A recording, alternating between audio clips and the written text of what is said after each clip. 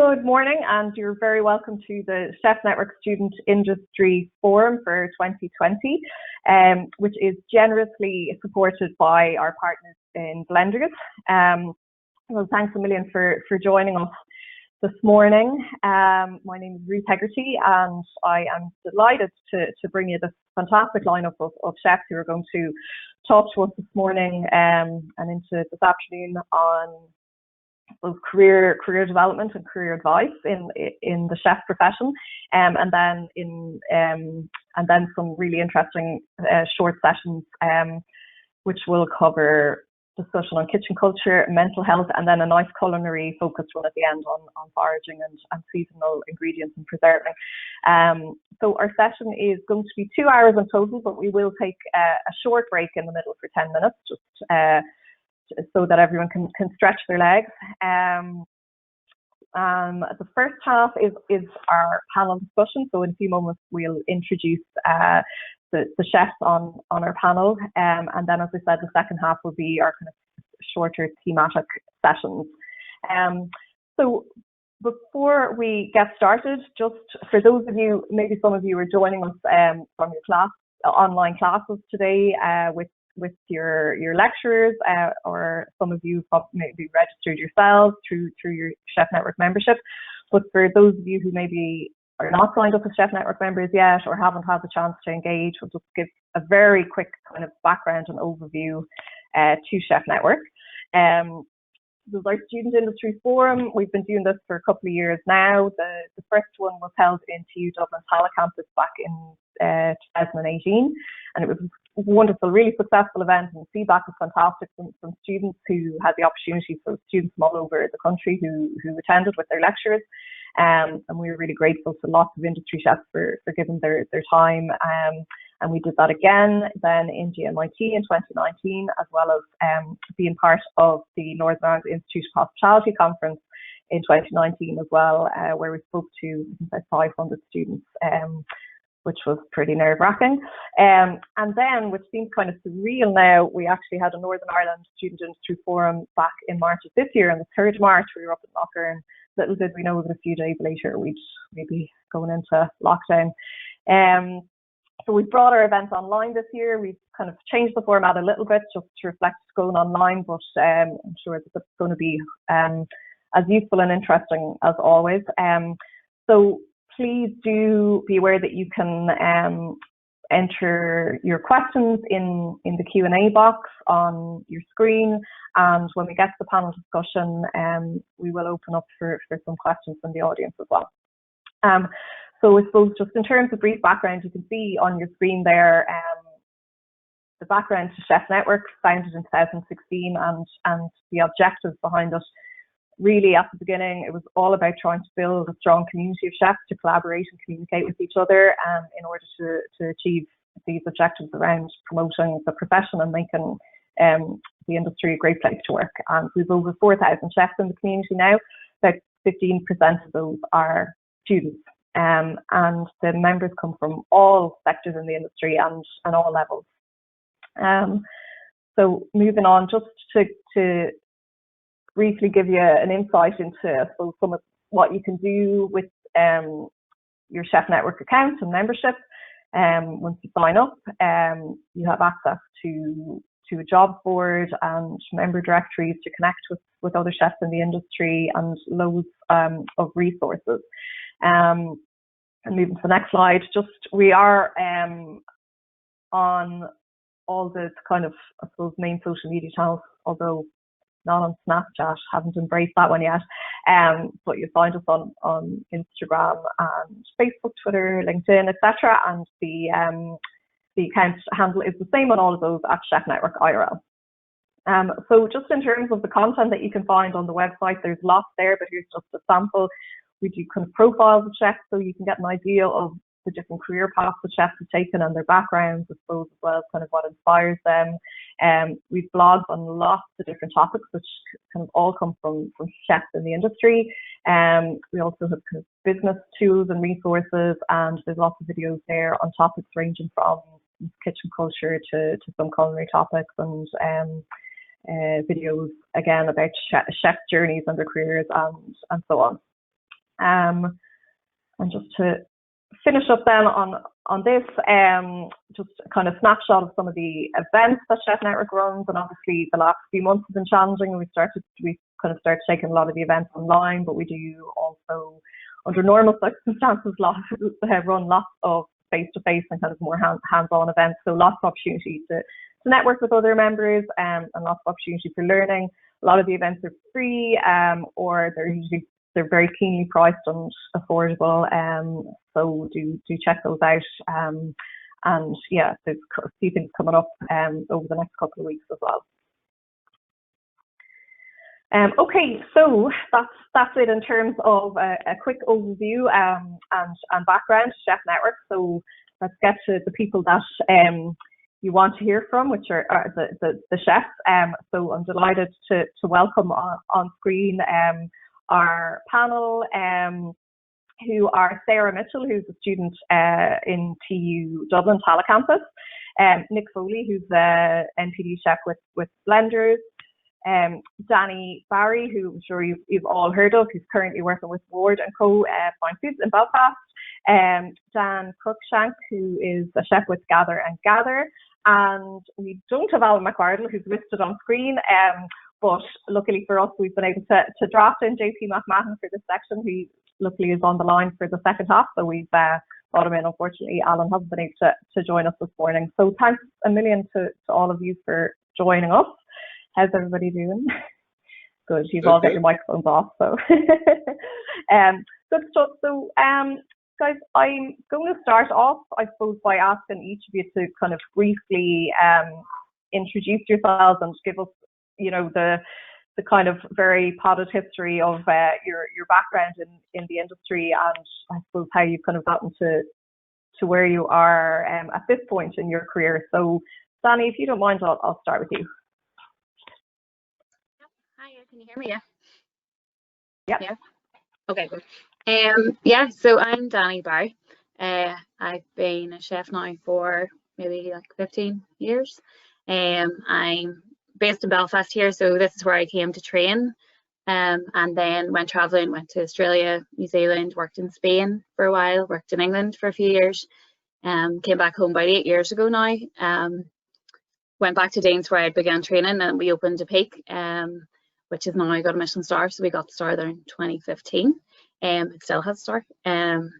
I left then a couple of years ago and sort of to open my own restaurant then, which didn't really pan out. So have been doing bits and pieces since. And I'm now currently working with Ward & Co. So we're opening like a grocery deli store kind of on next Tuesday. So more into kind of like a development chef and setting all that up. So just a bit of a difference, yeah. Bit of a change of pace for you. Bit of a change of pace, yeah, but quite with the current situation and everything that's going on, I mean it's kind of good for me, I suppose. So. Brilliant, thanks a million, Danni. And Dan, you're the next person I can see on my screen, so we'll go to you next. Hey, can you hear me? Yep. Hi, my name is Dan Crookshank. I'm head chef with Gather & Gather here in Primark head office in Dublin. I've been working in workplace catering for, I'd say, the last 8, 9, 10 years now anyway. And I started off in hotels, working large hotel out in County Wicklow. And then from there I decided that was definitely something I was interested in doing. So I went on to do 2 years professional cookery in Balbrua Street. And then did the traveling, got the travel bug to Australia, Southeast Asia, and came back to Dublin, and I've been working with a few different workplace catering companies ever since. So. Brilliant, thanks, Dan. JP, I'll go to you next. Yep. Can you hear me okay? Yep. Cool. Yeah, I started cooking about 15, just out of, I suppose, out of an interest in cooking. I'd studied home economics as well. I took the long way around to become a chef, in the sense of I didn't train professionally in any college. I just worked throughout my 20s, and then we opened Cava in 2008, so when I was 28 or 29, and since then we've been trying to, I suppose, improve the food offering and open up restaurants in Galway, as well as the symposium Food on the Edge, of just trying to change perceptions of Irish food culture nationally and internationally. Brilliant, thanks, JP. And I'll go to you next, Nick. Hi, Nick Foley. I'm in the industry about 29 years. I did a professional cookery course in Galway back in when it was the RTC. I've worked in hotels and restaurants. I've done some traveling. I lived in Canada for a few years and worked in bistros and restaurants over there. I'm working for Blenders for the last 12 years as a development MPD chef. We work with the key accounts team with our top 100 customers from 50 outlets to 500 outlets, helping them develop new menu ranges. I also do some traveling with the company, so we have customers in the UAE, Bahrain, and Saudi. So I've been there. Actually, was in Saudi just before the lockdown. So I've not working in a traditional kitchen, but I'm in White's most days of the week, working on projects for our customers, and also working with the MPD team for new products that we're going to be launching, new flavors, whatever's new trends and stuff like that. So that's it. Brilliant, thanks a million, Nick. And finally, I'll come to you, Sarah. Oh, we don't hear you.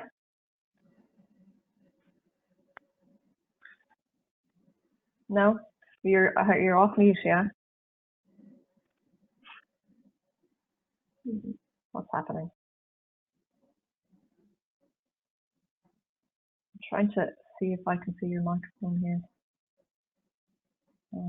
You seem to be off mute, but we're not hearing you for some reason. Okay, oh, do we have you now?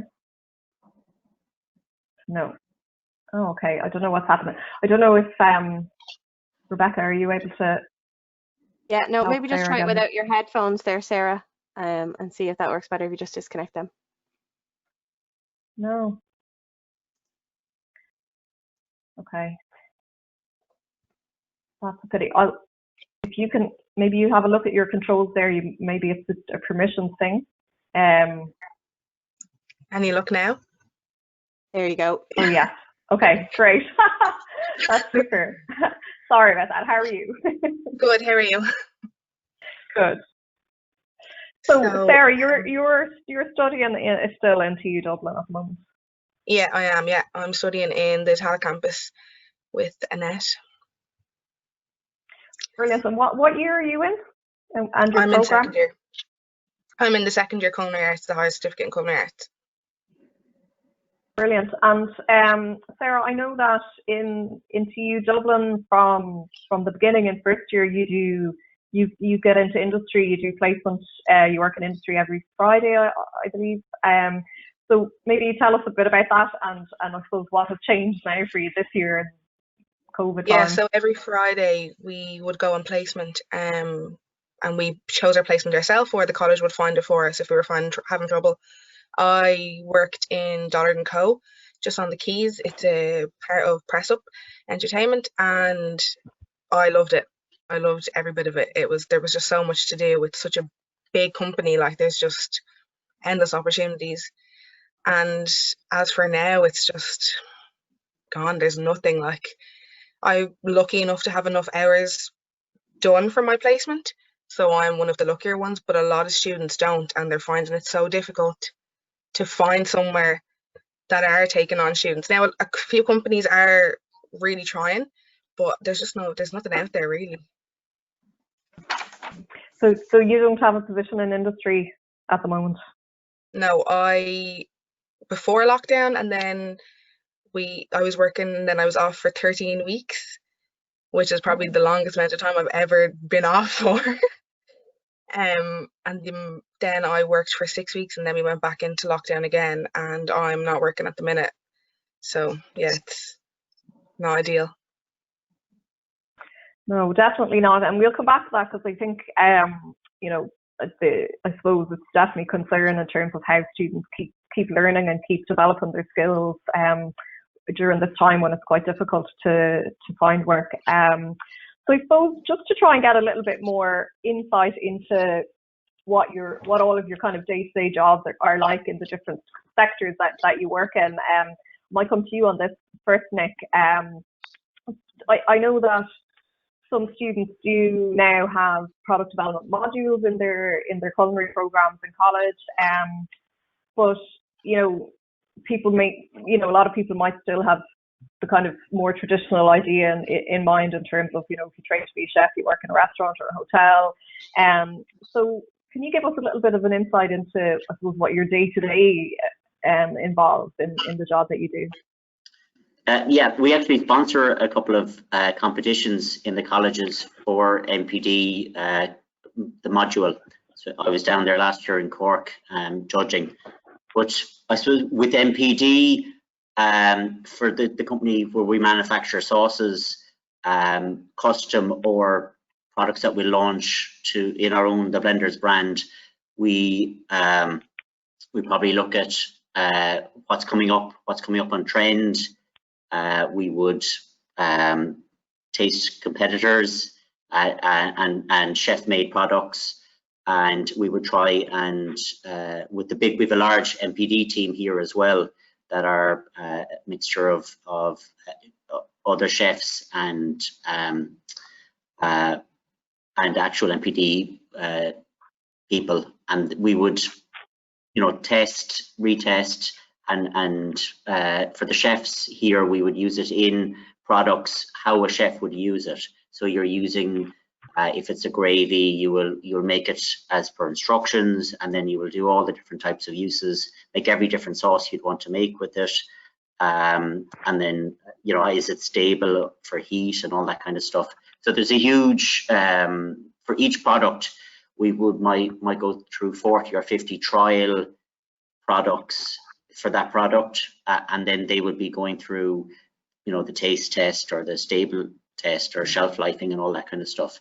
So there's a huge huge amount of work for me and the other chefs here for that before we launch.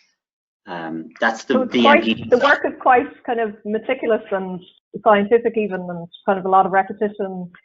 Yes, do you think I suppose, do you think it suits a certain kind of personality, or what, you know, who should consider a kind of MPD as a career? Well, I suppose, so mine isn't purely MPD, so I would do menu development for the large symbol groups and other customers, and also bespoke stuff for large customers. We've a couple of large customers in the UK. We make custom sauces for them. So I'm more creative. So if it was purely MPD or what the actual MPD team do, I would find that I suppose I don't bake as much as I could, because it's very specific, you know, you're weighing and you're measuring and all that kind of stuff. So I'd rather be, so what I would do is I would come up with something I like, and I give it to the MPD team, and they try and match it with a rough recipe that I've worked on. That's how we come up with custom sauces. So, I mean, if you're purely MPD, yeah, it is a particular type of work ethic. It's very meticulous, note-taking and measuring and to minute detail and stuff, timings and all that kind of stuff. So it is a particular type of person that would be interested in that.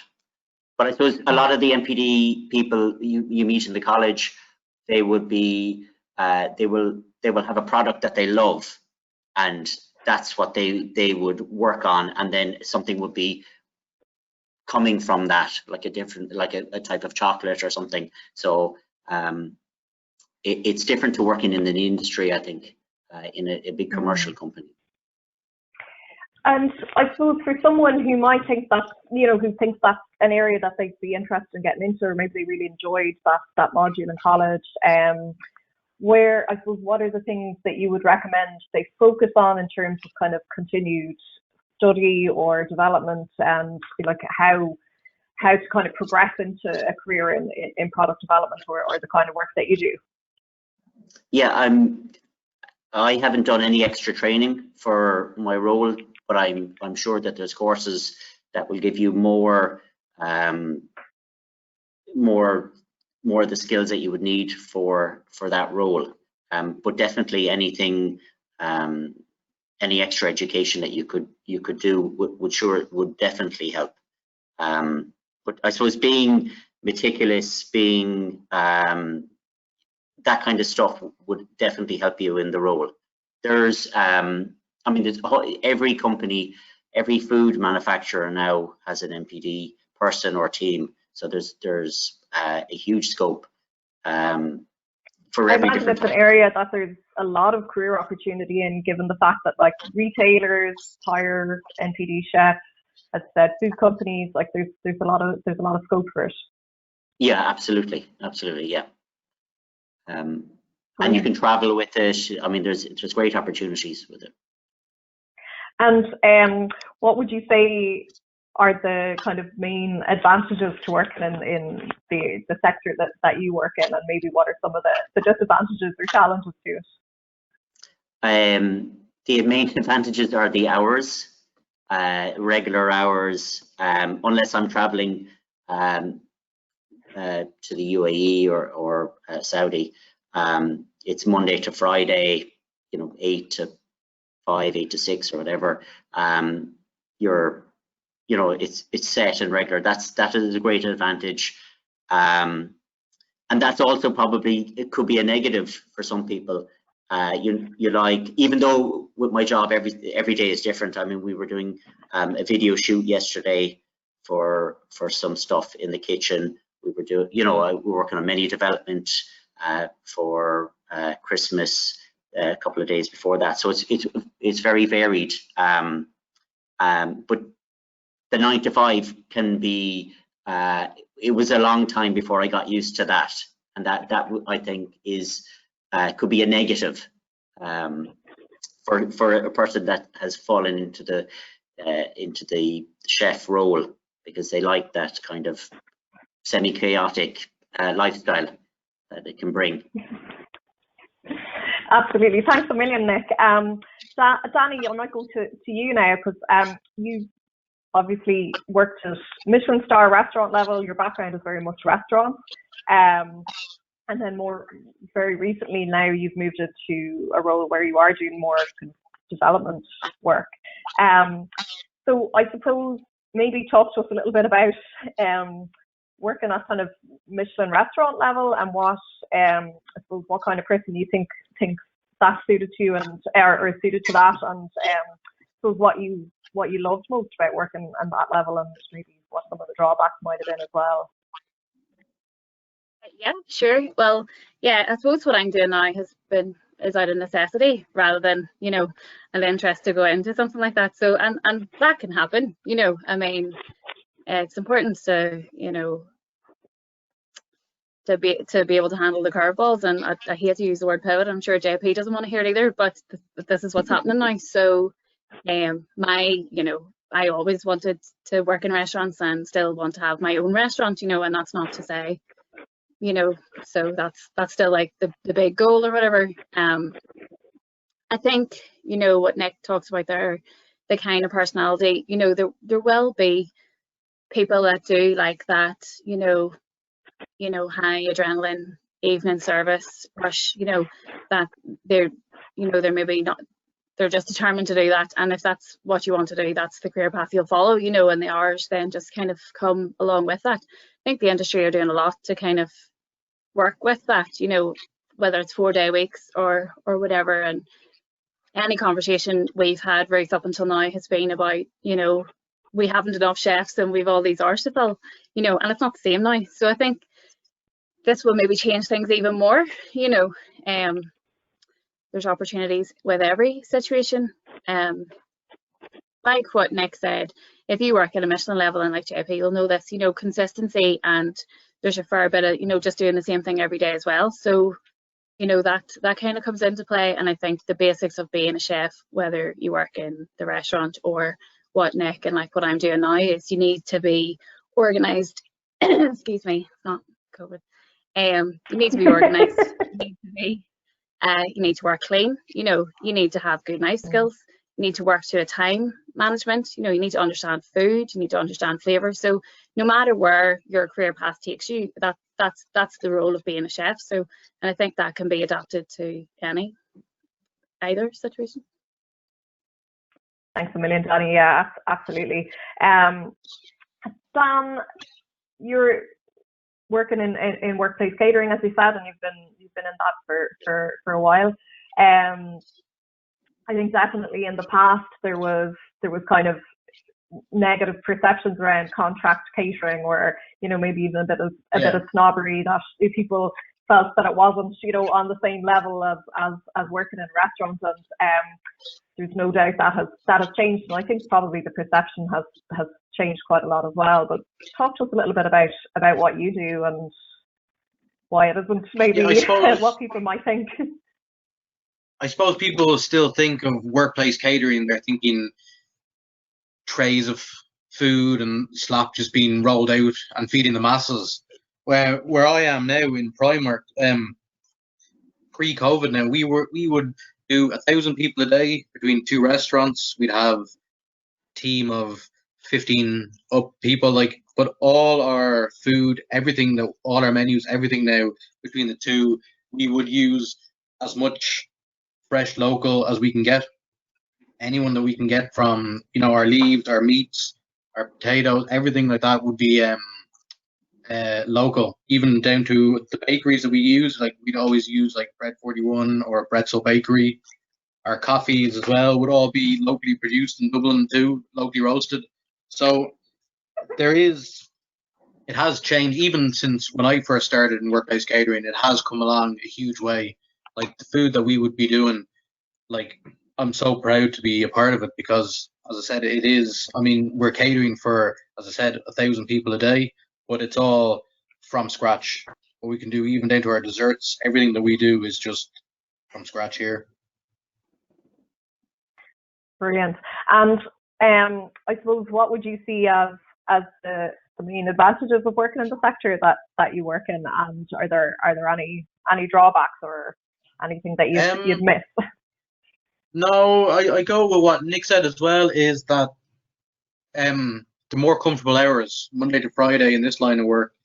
Now, we would have a lot of hospitality as well, and back in the day, 6 months ago, but now, yeah, it's Monday to Friday is nice. Nice to know that you have your weekends off, knowing that you're flat out Monday to Friday all day long, but just having that weekend off is great. But the advantages of workplace catering now, over the last 5 years, I've been to work in a bakery in Paris. I've been sent over to the States to work in the universities around New Orleans. They sent me to work for a day in Disney World, just to see workplace catering for over 100,000 people a day, which was, I just, the thought of that again is just completely, like, just, I can't imagine it. But I mean, it's just great to see so many different types of workplace catering that my companies have sent me to over the last few years. It's been fantastic. Brilliant. Thanks a million, Dan. JP, Nick was saying, you know, that for some people, the kind of thing of a 9-to-5 job or Monday to Friday job mightn't necessarily appeal. And I know there's lots of chefs that I've spoken to who love, you know, who enjoy the restaurant hours, and especially, as Danni said, the kind of adrenaline and the buzz of working in a busy restaurant kitchen. You strike me as somebody who is never really bothered by the different hours that you have to work in a restaurant. And no, I suppose yes and no. I mean, certainly up to recently, I think I actually enjoyed working when everyone else was partying. I don't know. I think it was just, it highlighted the oddball in me, and so I didn't have to go to any events because I was always working. It was great, and but I suppose recently, and this is why I suppose it's the in-between spaces that I'm most interested in. I mean, with a young family with 2 girls, and COVID has made me realize this a small bit, that spending more time at home is perhaps not a bad thing, and trying to get a balance. And so I do think, and what Danni said is that I think going forward in the future there will be flexibility on both sides, and I think that we will see a lot more cross contamination, for want of a word, between product development, workplace catering, casual dining, Michelin star restaurant. Even, for example, since COVID and the lockdown, because we haven't had an ear open, we've had some of our chefs in an ear go work in Cava, which would never have been the case ever. Because, and it's not out of any sort of looking down upon it. It's that some chefs just want a very specific style of cooking, and they don't want anything else. And when that wasn't available and a job had to be had, they were able to transfer those skills that they had in an ear. And actually, it was very nice to see what happened to the kitchen in Cava when you brought someone who probably had a slower, more meticulous way of working into a really busy kitchen that would feed 400 and adapt. But at the same time, there was a great dialogue between the 2 places, and I actually thought it was very enriching. But also the fact that it actually broke down the divide even in our own company between who works in one place and who works in another, and that's something I'm always trying to do. I mean, we have a cafe and wine bar, a casual restaurant, and a Michelin star restaurant. And for me, I'm always trying to get to teach the chefs that they're the same thing. It's as Danni said, good work ethic, working clean, working on time, having good knife skills. It doesn't really matter. Like if you're making soup or you're, I don't know, doing some oysters or something, for me, it's still just as important both ways. Yeah, absolutely. And I think that's kind of a key thing, that like you really have to focus on getting your basic skills right, no matter what part of the industry you kind of want to go into. And that was something I said I'd kind of come back to. Like I suppose at the moment, as we said, a lot of chefs are out of work. A lot of students can't find work placement. So just staying with you on this for a minute, JP, like in terms of keeping their skills up, I suppose keeping their skills up and maybe also keeping up their motivation and their creativity, what do you think chefs could be doing? I definitely think if there's an opportunity to cook and bake at home and to try and set themselves challenges, and also to try and create a dialogue through those challenges. And I suppose it's something I even do myself, and I try and bake stuff or cook stuff at home and then upload it and try and have some type of dialogue with my peers about, well, this is what I'm doing at the moment. It might be just getting better at making sourdough, because again, even though everyone is baking it, it's not something I do every single day, because when you get to have 45 staff, often the last thing you get to do is to play around with pastry or anything like that. So for me, it's almost like even yesterday with the kids making the Russian plaited bread with chocolate in it, and we made an absolute mess of it. But like it's just those little things to try and just keep the skills going. But I do think there are some places that can take students, and I think trying to keep an open mind. We have one stage at the moment in an ear who's helping us develop our hamper range. And again, it's just something that I wouldn't have really done. They really wanted to do something, and it just came together. So he's a Brazilian guy. He's going to be with us 12 weeks, and he's a pizza chef at the moment in another place. He just wants to he did a cooking class with us. He wants to develop. And I said, look, if you want to come in one day a week and work with one of the other chefs, and that's all he's doing at the moment, and he's enjoying it, and at least it's something that we can do. But we're trying our best to facilitate. But at the moment we have only like 5 staff, and we had 45, and so we have one chef on the books at the moment, and that's in Tartar, and all the rest are on the PUP. Yeah.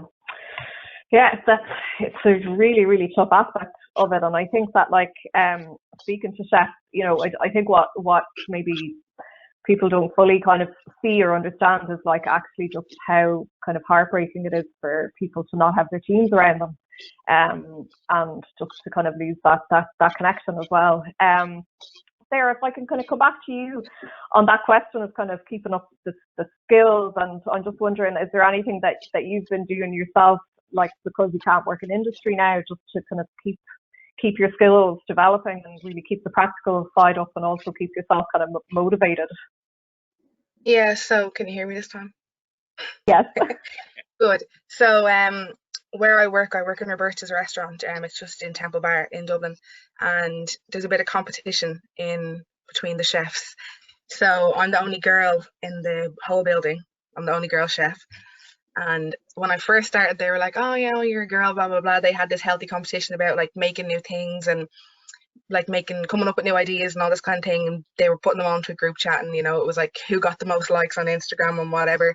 So that's our healthy competition that we have going on. So we're all doing new things and, you know, coming up with new ideas and things that when we do go back to industry, maybe we could use on menus and like that kind of thing, because like we don't know when it's going to be. It could be next week, it could be January, like we never know. So I think to keep up skills and, you know, like looking, researching new things and seeing what works and testing them, so that when we do go back, we're just straight into it and we don't have to, you know, kind of mess around with like, you know, testing out recipes and stuff like that. So that's what we're doing at the minute to try and keep motivated. So wow, that's brilliant. Fair play to you. And what about students in college? Does anyone kind of get together in that way outside of college to practice things or share ideas or recipes, or is it very much kind of coming from your industry colleagues? Not really as so much in college, but I do think that Instagram is like, because so many people are spending so much time at home and you're like, the only thing you have really is your phone, your four walls, like, so lots of people are like, you know, doing things. And I think baking was such a big thing. The first lockdown, everyone was baking. There was no gelatin to be seen in any supermarket. There was no yeast. Like everyone was making breads and cooking and everything. So I think people did in college, like everyone was at home like, oh my god, I made this, or I was doing this. But I think now, I think it's been really hard on people going back, because we're like remote learning, and then we're in college 2 days a week for practicals, and I think it's a lot harder to like remote learn. Maybe not so much for other like courses, but definitely for culinary arts, I think it's a lot harder to learn online. Yeah, for sure. I can well imagine. Danni, I might come back to you, and I suppose just kind of on that question of like, I suppose any advice you would have for people on kind of maintaining their skills and their creativity. And then we had a question in advance, which is kind of a two-part question. One was a student who's doing culinary skills saying they'd like to learn more about designing and plating up different foods. So I don't know if you have any suggestions on where they could go or what they could do to get more ideas or skills on plating. And then the second part of that question is they're asking, they're unsure about what path to take and how do you figure out what type of chef you'd like to be. So there's a lot in that. So I suppose on the skills side, just an easy one, right? Just a wee quick one. Right. Right. Well, first, on the trying to keep with your skills now, a couple of chefs that had worked with me previously, you know, that have lost jobs and that this year had been in touch with me and in March to ask for what to do. And now some of them are working in butchers, and some of them are working, you know, in some of them are working in supermarkets, to be fair, because you need to work, you know. But to be able to go and maybe just look at it that way, maybe go to a bakery, because what happened here definitely in the first lockdown, and hopefully will continue, is that people avoided supermarkets and they wanted to go more locally. So a lot of our suppliers that we would have originally used for the restaurant were now selling directly to their customer. But with that comes, so these guys are getting nails now, you know, and it's a great way to go in and learn a bit of butchery. So I would recommend, you know, Sarah, if you wanted to maybe look into that, or something along those lines, whether it's a bakery or you know, somebody who's just producing something, because they're, you know, that's where it's busy. On the other, so where else were we with the questions? Oh, the Yeah, well, plating. specifically this, yeah. Yeah, well, I guess like so many resources now online, you know, to watch, and like you can fall into one of them Instagram posts or whatever. I can just watch those pastry guys and stuff all day. You could be there for an hour. So I would just maybe keep looking at that, but as well, you know, maybe draw and use the time that you're at home and nobody's standing over your shoulder taking the hand out of you, you know, and just, you know, just have fun with it and you know, and just enjoy it. When nobody's standing going, we need that now, you know, you're 5 minutes late to the pass, or what are you messing with there, do you know? So whatever way it is. Exactly. So loads of inspiration online, but I guess practice as well. I can just mess around. Yeah. But I do think, like as Sarah said, you know, like the fact that more people are cooking at home now, you know, in general, means that there is kind of like a wider audience for a chef who wants to put up a video or, you know, to show people how to do things. You know, people are interested, and as JP says, it opens up a dialogue, and you know, it will keep you motivated then, you know, because it's easy to say we can do all these things, but it's also easy to kind of lose a bit of momentum when you don't have to be anywhere at a certain time, and you know, nobody's actually asking you for anything. So no, definitely. And I mean, it's really interesting, and like JP said, that, you know, chefs moving from one restaurant to the other, or, you know, chefs moving into really kind of different areas. Like we did a webinar earlier in the week on Tuesday about how people have been adapting, and you know, look at somebody like Kevin Ahern down in Sage in Middleton, who, you know, had quite a fine dining restaurant and is now, you know, producing food for eating at home, and he's retailing it and he's selling it in other shops. So he's kind of got into nearly the product development side. And I suppose, like you said, there's some sectors that are really busy now. So it's to probably look to like, well, what businesses are busy and maybe do have job opportunities or opportunities to build skills. Because you have to remember as well, this is temporary, you know, and if you're at an early stage in your career, I mean, this isn't, you know, it's a good time to be flexible and to be able to move here and there. You know, it's not, you know, to embrace it and just say, well, this is how it is, and you know, just do whatever you can do, because you know, we've had a pre-COVID, we'll have an after COVID, you know, and then the good restaurants will be there, because if you see them now, they've adapted to doing that kind of thing to stay open, you know. And you know, when Michelin star restaurants are selling street food and tacos, you know that's because they have a real passion for what they do. They've great knowledge of food, you know, they want to keep people employed, they want to use their suppliers, you know. There's a whole chain of people that are affected when the restaurants close, and I think you're seeing people work really hard together to make sure that everybody stays useful and has a purpose, and you know, and it'll pass. So I mean, just embrace it. That's all I can say. Brilliant, Danni. Thank you so much. Okay, I just want to mention that if any of the audience want to ask a question, we are happy to take questions. You can put questions into the Q&A box, but also if you want to raise your hand, you can use the raise your hand function that you should be able to see on your screen. And if you'd like to then ask a question through audio, you can do that. So please do put your questions in the chat box or raise your hand, and Rebecca, who's standing by, will come to you to take your question. JP, you mentioned an app. That's good.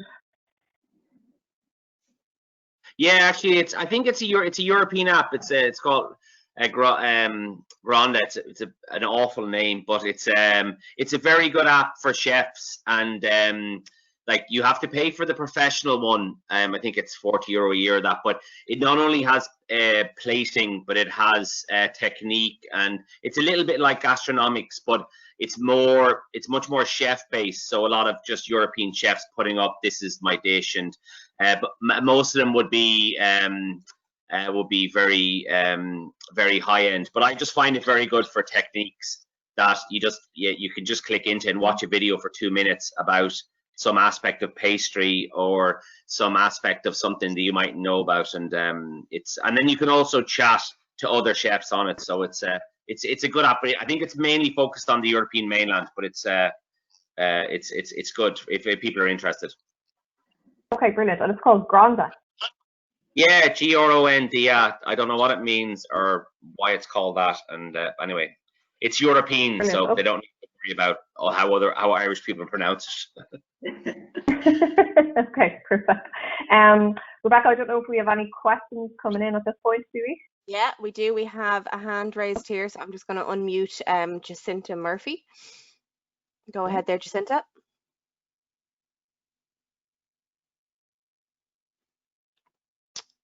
Jacinta, you have your hand raised there. I've just unmuted you if you want to speak.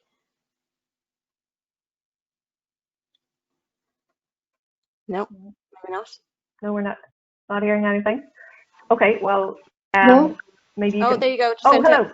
hello. So I'm doing the common skills course, and I nearly done it. And do you think that, like, I actually didn't know a lot about cooking until a chef told me that to try and do the common skills course to see if I like it. So I actually really loved it, and I still do.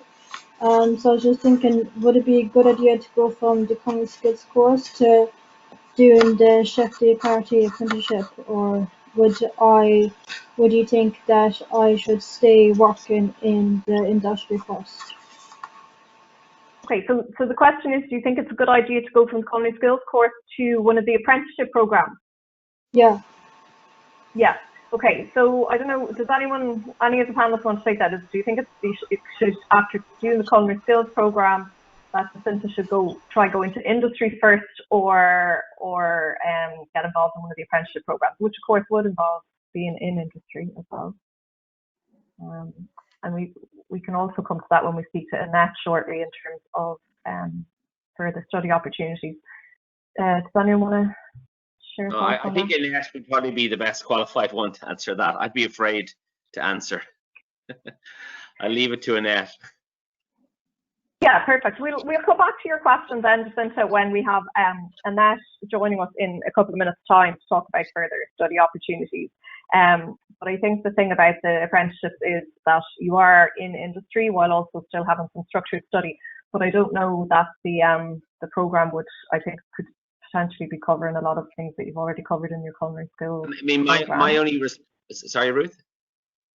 Go ahead. Yeah, my only response, just thinking off the top of my head, would be it very much depend on how academically you're inclined. And I know some chefs that have worked with us love going to college, and then others really prefer to learn on their feet. And it really depends on the type of person you are. And if you really enjoy the environment of college and you want to mix that a little bit with the apprenticeship, or you want to just stay in a full-time course for another year or two, I think you'll know yourself depending on what you like. Brilliant. Thanks, JP. Okay, do we have any other questions coming in? You should have a couple there in front of you there, Ruth. Just forward it over. I'm actually not seeing the Q&A at all here. No problem. Oh, I can hold on. Wait now. Okay. Now I see it. Sorry about that. I couldn't see it earlier.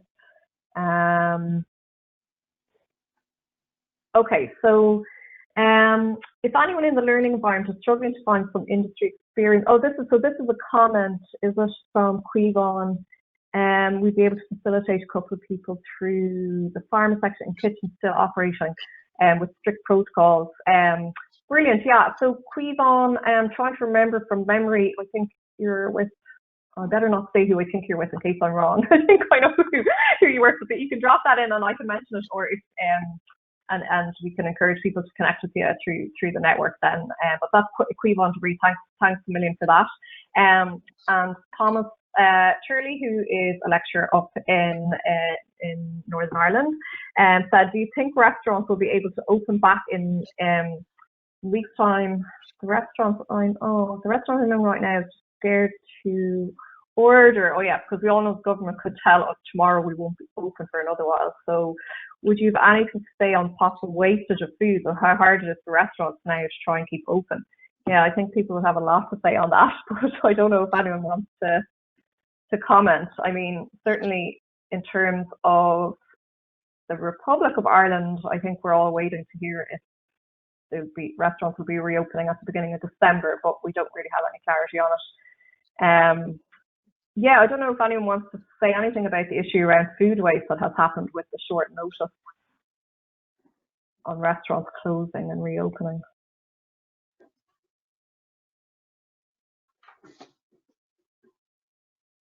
Oh, Dan, were you going to come in there? Yeah, well, I mean, the first time around, our fridge, we'd have a lot of food in our fridges for 1 or 2 days work. So we managed to pick a lot of stuff down. We managed to donate a lot to some of the local charities and all that. Now we're just kind of we kind of know our numbers in the building at the moment. We kind of have everything is a grab and go option as well. So now we can keep things a lot tighter, and I think we're just always prepared for what's going to happen next. I mean, it's not ideal, but we can scale it back to, if we're going to say do 150 sandwiches a day, or if we're going to do 80 portions of soup or something.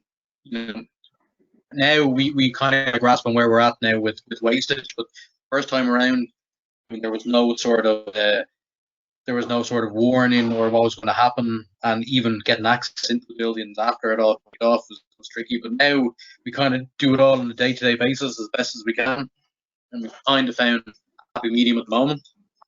So. Okay, thanks a million, Dan. And actually, I think the Thomas Turley who's asking the questions is not the lecturer; it's just the same name. So apologies for that. So he's also asked, do you think it would be a good idea to take a year out and work where I am now, try to work up the ranks, and then go to university to study culinary arts, or go straight to uni? So Nick, I don't know if you'd like to comment on that.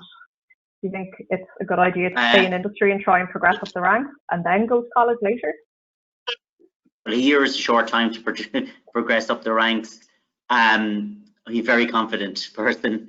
It would completely depend on the establishment. If you're going to learn there, yes. Well, I think it probably you're going to learn a lot there, and then you're going to learn what you don't know.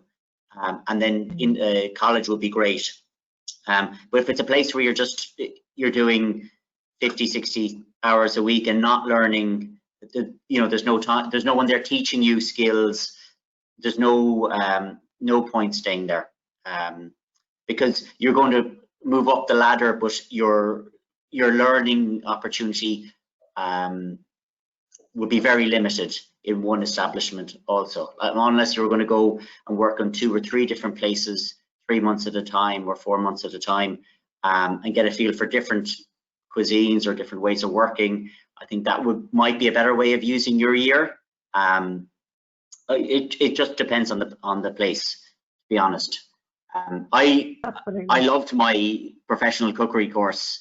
I wish I could do it again. It's a great basis for stuff. But I mean, you can learn it in industry, or you can do it in college. Yeah, so as long as you're learning, that's the main thing. Absolutely, yeah, and I think that's one of the key things is the environment that you're in and being in a learning environment. But I think there's also something to be said for the kind of maybe rounded education that you do get by going into third level, and kind of coupling that with really, really good industry experience. So we're kind of coming to the end of our time, and I want to bring Annette in to speak on that, actually, in terms of like the opportunities for further study, because given the kind of limited, I suppose, job opportunities that there are at the moment, I think it is a good time for people to consider further study. Hi, Annette. And if you, how are you doing? And if you're all happy to stay there, I wanted to kind of come back to you all very briefly to wrap up. And I do have another question in from a student that I want to come back to you all on very, very briefly. But Annette, you have, I suppose, a roundup of some opportunities that people might think about. And I suppose, first of all, you kind of might just briefly tell us why you think continued study might be a good thing to consider, and also if you do have any insights into Jacinta's question earlier. So thanks for the opportunity to share with everybody that's on this in relation to how you can you know, progress in your career and look at professional development in your career. I think that's really important. I think every day was a learning day for all of us, no matter what stage we're at in the industry or how long we're in it. And I think these chef network events are a really important part of that learning, but third level is very much part of it as well. And for students, you have chosen a wonderful career. There are so many opportunities out there. A lot of them were spoken about already in product development, nutrition, gastronomy, whatever you want. So one of the things, piece of advice I would give to students is that whatever level of study that you're in, as you progress in your study, there will be points that will really resonate with you, that you will really like, and that's a really important indication. So that should help you carve out what you do next. So that would be my first piece of advice to you. And you know, going back to Jacinta's question, there's so many ways to study at third level. It's very much, again, I would say what JP said, it depends on the type of person, how you learn best. We all learn in different ways. So you're the person that knows yourself best. You know what resonates with you. If you like industry, maybe it's earn and learn type of program that you can do. And what's wonderful about the culinary programs now, and Nick made reference there to the time he was doing professional cooking, which is, as he said, a long time ago, but things have changed a lot. And now the colleges are very flexible, how you study, what you study, how much you study. So what you need to do is you need to explore that. And what I would say to you is, if you're at level 6, you can go on to level 7, 8, 9, and even 10 in the area that really resonates with you. It could be bakery as well, or pastry. So what you need to find out for yourself is, what do you really love when you're in a kitchen? And that's the area you pursue your study in. And then the next thing is to talk to your tutors and find out, where can you go to do this? Or do a search, or use the community. There's a student community on this network. Use that, post the questions up there, and we'll get back to you. I think that's really important. There's a real powerful community here. And as students, you have this at your fingertips if you can use it. So we're there to support you as members of the network. So you can carve out this most amazing career, as the chefs on board here have said on the panel. So, and for industry people that are listening, just have a piece of good news for you in relation to what you can do, or people that have just graduated. There was the Department of Higher Education announced last week funding for programs, modules. So you can do modules. So say you're a little bit nervous about going back to college. That's okay, that's normal. So what I would suggest to you is, maybe there's a module, maybe you would like to do product development, or you would like to do artisan breads or something like that. So what you need to do is just do the module, you get the credits. But what the government are doing now in certain colleges that have put in for the funding, if you're on the pandemic payment, your fees will be paid for that module. You can build up the credits. If you're still in employment, you only pay 10% of those fees. This is an amazing opportunity. And for you then, you're tasting what it's like at third level. You're tasting some of the modules on a particular program. You can go back then and add up the credits, do other modules, and get that qualification while you work. And you know, we're in lockdown now, and I'm sure chefs, this is a perfect opportunity to really look at your professional development. Or chefs, it could be a perfect opportunity as well for you to develop your team at no cost. So just, it's really important. Or if there are people in your kitchen that would really love to get in the culinary arts education space, there are day release programs on this offering as well. So we will post up, these applications will be posted through Springboard. It's probably going to start in January. And also there are full postgraduate programs there as well for chefs. And they're all around the country. And a lot of these, if it's an academic subject, these modules are available online. No matter where you are in the country, you can do them. But I would ask you and suggest, if you're interested, to contact your local Institute of Technology. If you're in the Dublin region, contact TU Dublin Telecampus or City Campus, and find out what you can do in this module. There's so much available. And I really think we all, like this network and all the chefs on this panel, we have so much to learn, and there's a whole wave of learning, and every single one of us can be part of that.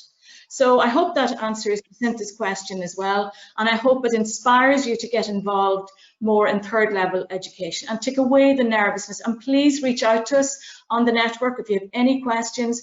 Talk to tutors, talk to people on the network, talk to chefs, and we can guide you then. That's all I have to say on that. That's absolutely fantastic, and thank you so much. And sounds like really amazing opportunity, both for, as you said, professional chefs or recent graduates to check out. That's fantastic.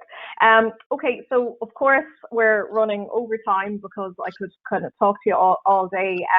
But what I would love to do, we have one more question in from an audience member saying, what cookery book do you highly recommend? So what I'd love to do, literally in about a minute each, if possible, is ask each panelist to, if they do have a cookery book that they highly recommend, to share that with us, and also just very quickly tell us what is the one thing that they love most about their career, and one piece of key advice that you'd give to people who are starting out their career as chefs. Sarah, do you mind if I start with you?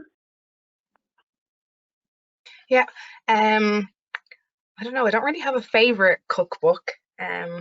I really love like Jamie Oliver. I know that's so stereotypical, but I do. I love, like, I just think he's so easy to, like, everything he writes and the way it's written. It's just, even if you hadn't a clue, like, there's no big fancy words, and I think it's just so easy to learn, and it's step by step. Like, you cannot go wrong. Like, really cannot go wrong. And what was your other question? What do you love most about being a chef? And then finally, if you do have any piece of advice for chefs who are starting out, maybe even students who are starting out.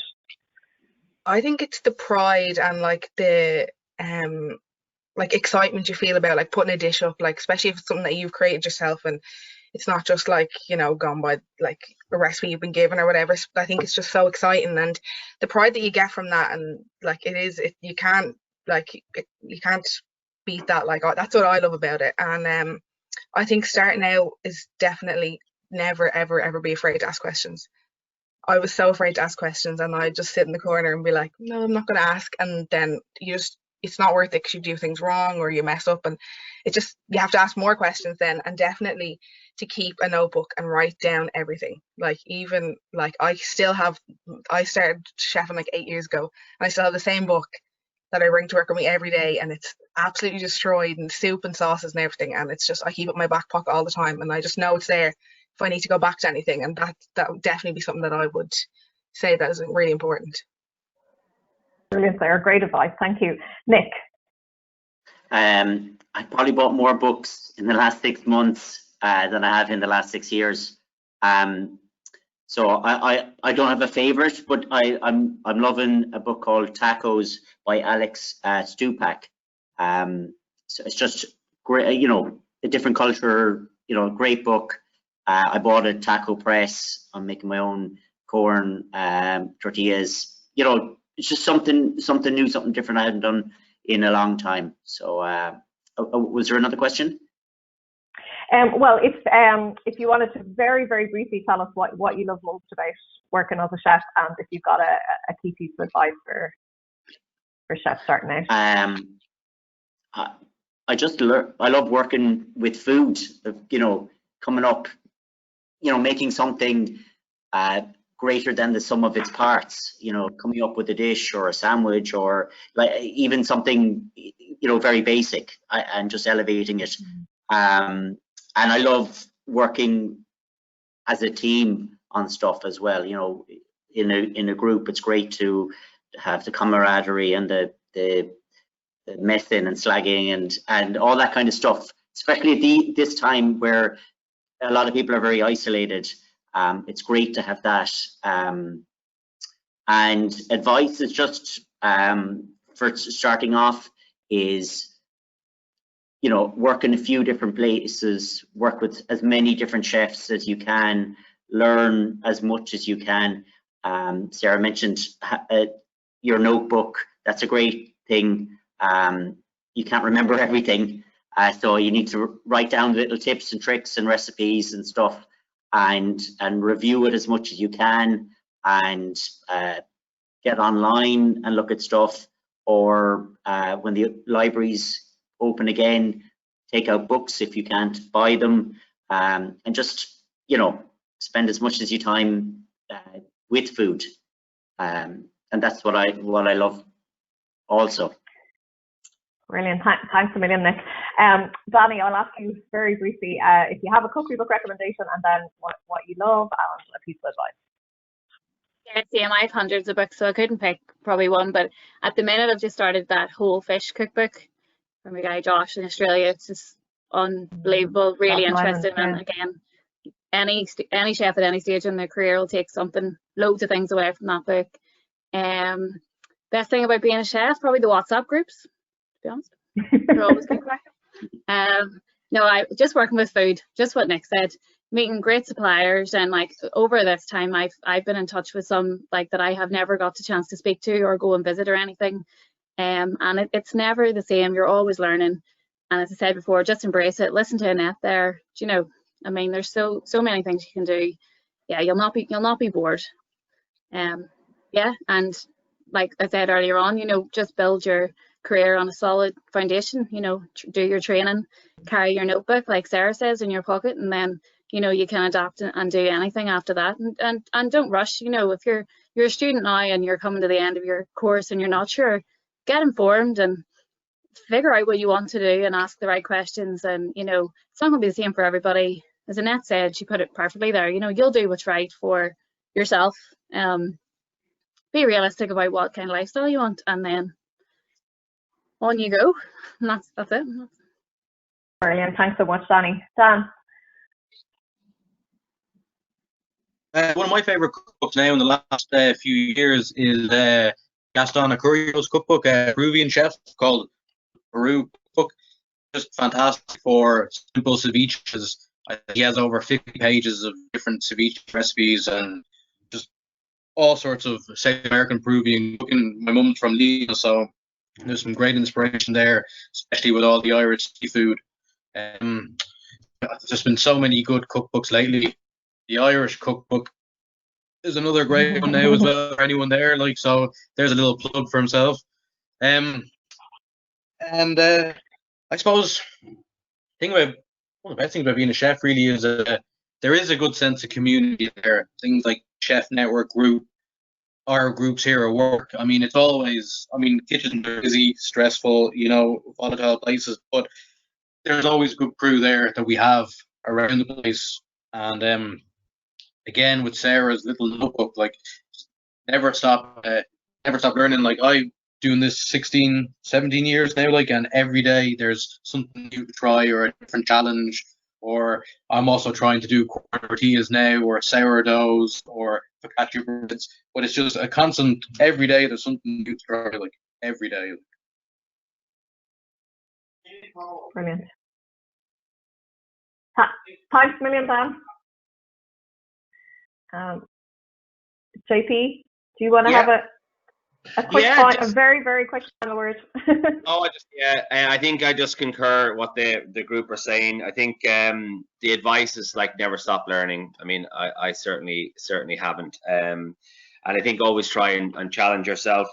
I love about the industry is I suppose the diversity, and food touches every aspect of our lives, and so every day you meet someone involved in food along the way.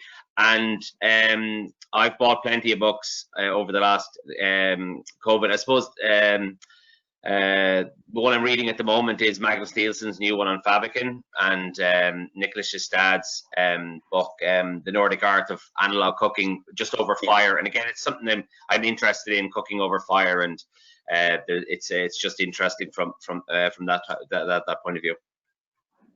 Fantastic, guys! Thank you so much. Of course, I have run over time on this session, but a huge thank you to Sarah, Nick, Danni, Dan, and JP for joining us, and to Annette, who's going to be joining us again in the second half. Thank you so much, guys, and JP will be seeing you at the end of the second half.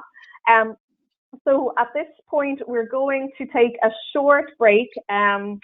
I have gone over time here, so we were going to take a 10-minute break, but if possible, we might just cut that a little shorter and maybe take a 6-minute break.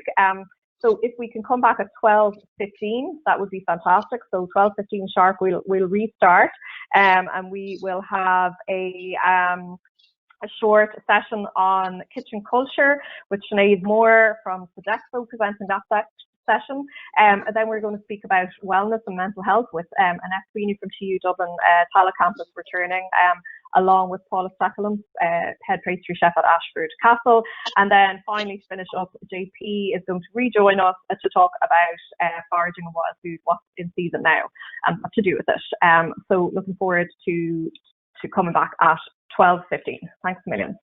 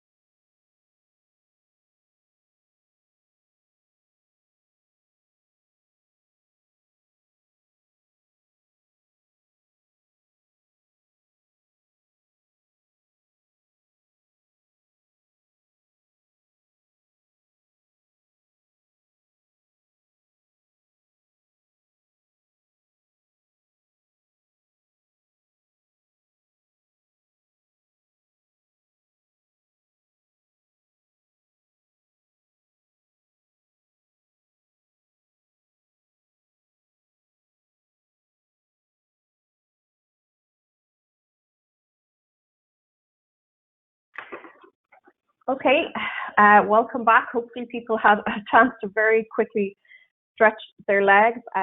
So we're going to kick off part 2 of today's Chef Network Student Industry Forum in partnership with Blenders. So if you're all managing to get settled back now, I am going to introduce Sinead Moore, who is a member of the Chef Network Advisory Council and a chef with Sodexo. And Sinead is going to speak to us about kitchen culture and the Chef Network Kitchen Workplace Charter and what you should look for in a workplace. Welcome, Sinead. We had some ideas ourselves about what we thought we needed to change or what we thought the industry could do with a benefit, and we were looking for a voice and we were looking for something that was very much chef-led. It's about bringing like-minded individuals together to promote our industry as a viable career, you know, a culture that's inclusive for everybody, and to make sure that we retain as much talent as possible. And I suppose that's where the charter really comes into its own. The Kitchen Workplace Charter. This is something that was developed by chefs for chefs. We've had several different networking and roundtables in different places in Kilkenny, Culinary and in Dublin. And then we had a roundtable event with the students, and today is the result of all of the different thinkings from all the different chefs, industry, students and lecturers alike. Kind of get everybody on the same page. It's about the kitchen culture. The industry is changing. It's a very different landscape. And we're talking about how culturally we've had to adapt and change. Get more positivity in kitchens. The charter is basically a concept of a better workplace, a better environment, a more safe environment. Listening as opposed to hearing. And best practice. It's based on 5 key principles. First one is building a positive and encouraging environment, nurturing camaraderie and team spirit, promoting learning and development, prioritise work-life balance. The last principle is giving back to the chef community. Every day is a school day. We learn from each other. But it's not about some strict set of rules. And just giving us bullet points so that we can work off. The doors are open, communication open for learning and progression in the career. That is not about working 14, 16 hours a day. You don't need to do that. Communication's massive. Approaching people differently if they're doing something wrong. Including them in menus, including them in writing recipes, including them in making decisions in the kitchen. But also having a social element, I think, is really key to try and get the best out of the employees and also to hold on to them. Because it's a community and it's about us learning as a group together and evolving into something different. The whole family aspect of being a chef was what, to me, the charter was all about. There's no point talking and doing nothing about it. You have to put it up on the wall and you have to live by them. We have a bit of work to do, I think. That manifesto that they've done, I want that pictured on my wall, and that's what we will live and die by in the kitchen.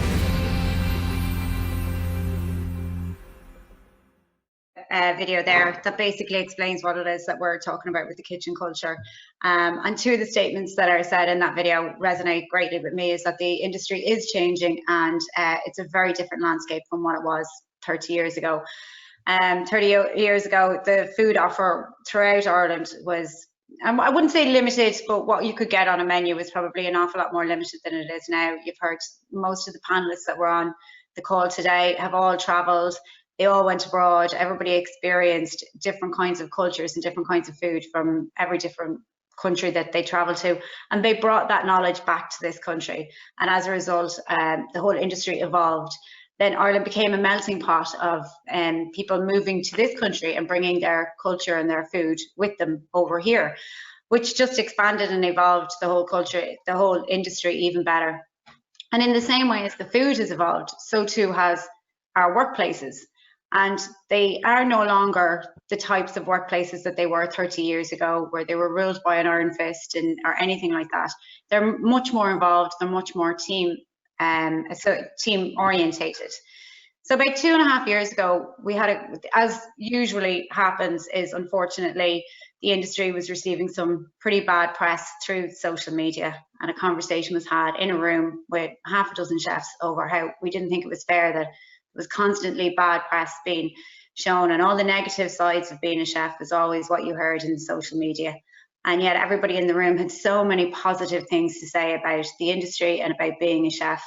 And we felt that if we had these thoughts and if we had these opinions, surely other chefs did as well. And so that followed through, and we organised 3 roundtable events in Kilkenny, Killarney and Dublin. There were people from all aspects of the industry involved and invited to attend. talked about the different aspects: hotels, restaurants, bistros, gastropubs, workplace caterings, product development, education. Everybody was there, people that had been chefing for years and years and years, and then people that were quite new to the industry. So it meant that we got a very, very broad aspect of what everybody thought and everybody's opinions and thoughts about the industry. And there was a massive overlap. There was certainly negative aspects were being shared, and there was a huge number of positive aspects that were being shared. And it was the same kind of themes were coming through from everybody, is that it's family, it's teams, it's sharing, it's a community, it's a passion that you just don't get in other industries. And so we realized that we needed to come up with something that would help to address the negative side of this, and also promote the positive, and that we felt that we weren't being given the voice to promote all the positive sides of working in the industry, in the hospitality industry, and being a chef, and the reason that we do what we do. And so then we worked on building the kitchen charter, which is what the video, as you can see, was kind of mostly about. The kitchen charter are guidelines that have been introduced for people to kind of follow through, employers to follow through, employees to follow, and also from your point of view as students and as new people coming into the industry, the knowledge that a workplace is following these guidelines and is going to adhere to these guidelines will assure you that it is, a safe environment and a good place for you to work in. So just to go through the principles again that are in the kitchen charter, which is all on the Chef Network, as you know, the most important one that we all said was to build a positive and encouraging environment. And that is just to make sure that everybody feels safe when they come in. You say hello to everybody, you respect everybody. It's very much a team feeling for everybody in every kitchen and in every workplace, and to make sure that everybody feels safe. The second one is to promote learning and development. It's such a huge part of our industry, is to the learning and constantly learning, and every one of us are constantly learning every single day. There's nobody will ever know everything there is to know about food, because there's always going to be an introduction of something else new. And so to make sure that everybody has the opportunity to learn as much as they can when they're in the workplace, and to share that knowledge as much as they can. And then also to make sure that each individual within your team has the opportunity to progress within that team. The encouraging the experience and part of this learning and development is the bit that we've just come to a little bit of a issue with because of COVID, because it's all about experiencing, whether it's taking your team to dine in another restaurant, which is not a possibility at the moment, encouraging them to do stages, which is also not a possibility. But there's still an opportunity for you to learn to, even if it's online, if it's talking to chefs, if it's, as everybody previously mentioned, just trial and error with your own different dishes at home and everything like that. And that needs to be encouraged. And if you are struggling with anything that you're trying to learn about, that you have somebody that you can reach out to and ask your questions to. To nurture camaraderie and team spirit, you heard it in the video, it's the biggest part of who we are as chefs. We're a community, we're a family, we're there to support each other, none more so than during this pandemic. And you see just how much everybody is out trying to support each other and try to keep each other mentally strong and financially strong, and everything that we can do. And everybody is there for each other and trying to support each other in whatever way we can. Communication, meeting and communication. Communication is so important in kitchens. Just being able to ask the questions, feeling comfortable to ask those questions, encouraging everybody to ask as much as they can. As Sarah said, everybody starts, they're afraid to ask, afraid that they will come out have a stupid question. There's no such thing, because just because you know the answer doesn't mean that the question was obvious to the person asking it. To prioritise the work-life balance, such an important part of chefing and maintaining your love for being in the kitchen, is to realise that the importance of the work-life balance, and to realise the importance of mentally healthy, physically healthy, every part of it. I think, as JP said, the majority of people that work in the industry discovered time with their families during this lockdown and realised how important it is. And it's just, but I mean, there's a buzz and there's an adrenaline rush from being in a kitchen that you might only get on a Friday and a Saturday night, but it's just to make sure that the balance is there and to help all of your team to achieve that balance. And then the biggest thing that we're constantly talking about in the Chef Network is to give back to the community and to give back to the Chef Network. So whatever we have received in the past with regards to people helping and learning and development in our own personal experiences and in our own personal professions, that we're willing to give that back, and we're then willing to pay it forward and to help other people in the same way. So the kitchen charter was launched last year. Well, it was actually launched in November of 2018, and then it was promoted even more so in 2019, where we had several different chefs and employers that would promote it and say that this is what they're living by, this is what they have in their kitchens, and this is what they've signed up to, and this is what the manifesto that they're going to follow through with. And so I think it's important that you could ask the question, is this something that exists in your place of work and in your place of employment? Are you following through these guidelines and these principles? And then that will help kind of ensure that the kitchen culture is a positive one in that particular place of employment. And yeah, I think that's about it, unless you have anything else to say, Ruth. Thank you, Sinead. Thank you so much. That was fantastic and wonderfully timed, unlike me. Really? So well done. Fantastic. That's really super, really lovely overview of the Kitchen Workplace Charter and what it's all about. I think the key thing is really about, isn't it, about what young chefs and chefs starting out should be looking for in a place of work, and it is all of those things that you spoke about in order to create an environment where they can learn and thrive and be valued as well.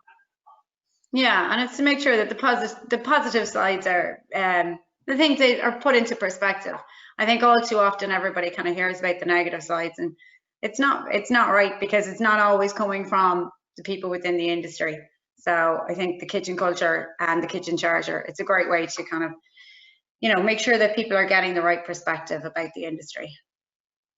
Definitely, yeah. And I think, as we always say, we really need to showcase and highlight the people who are doing it right as well, rather than always talking about, those few places. And, we know they exist, but not to be always focused on the places that are not exemplary, and to really highlight the ones who are doing a great job.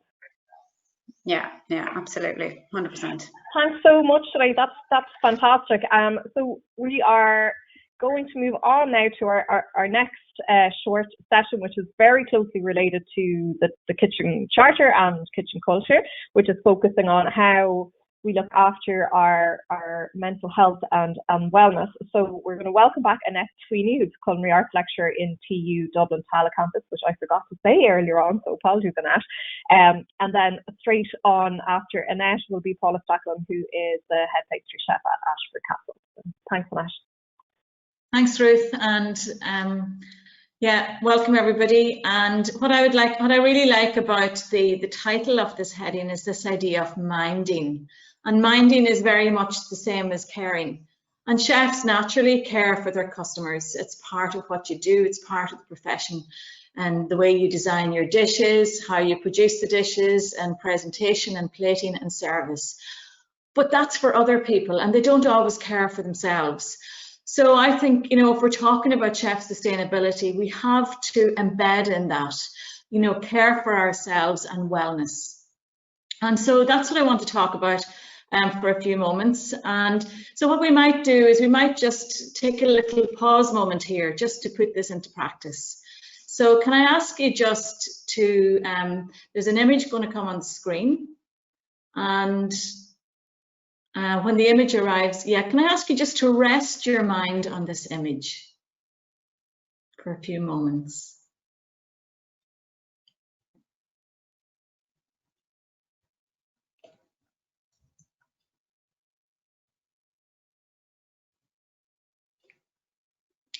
And now can I ask you just to rest your mind on your breath, the natural flow of the breath in and out of your body. You can close your eyes if you wish. While you do this, just being aware of when you're breathing in and when you're breathing out.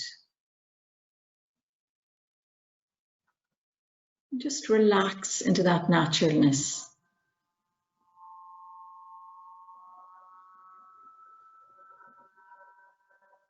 Get distracted, just come back to the breath.